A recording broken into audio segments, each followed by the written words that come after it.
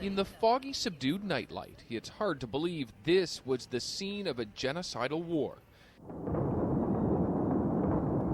Just 7 years ago, fighter jets from NATO countries, including Canada, struck Serbia, leveling the bridges of Novi Sad.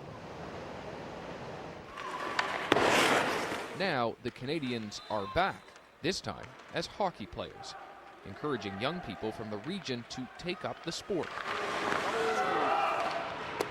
Different ethnic groups, which once fought each other, are now battling it out on the rink, sometimes all on the same team.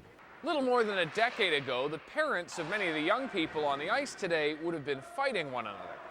Now they sit together as hockey fans in a region of the world that is still bitterly divided. Isto na Sarajevo. Quebec's Fred Perowne is both player and coach to Novi Sad's professional team. But much of his focus now is on 10 to 17-year-olds from Serbia, Bosnia, Croatia, and Slovenia, using hockey to heal old wounds. 15, 20 years ago, this was one country, and now most of the communication lines have been totally severed. And how do we start having these groups communicate together again? And hey, one way is by having athletic events, or it's one of the easiest ways. These people are sports fanatics.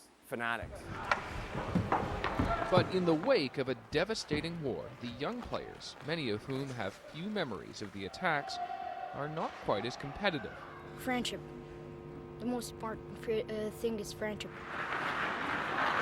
While there is still underlying ethnic division, the danger is nowhere near what it was like when the Canadians first arrived. Because we need to get better playing man-on-man coverage. Fred Perowne remembers his first game in the newly formed Croatia. When the team bus crossed the border, military vehicles surrounded them in protection during the long drive to the stadium.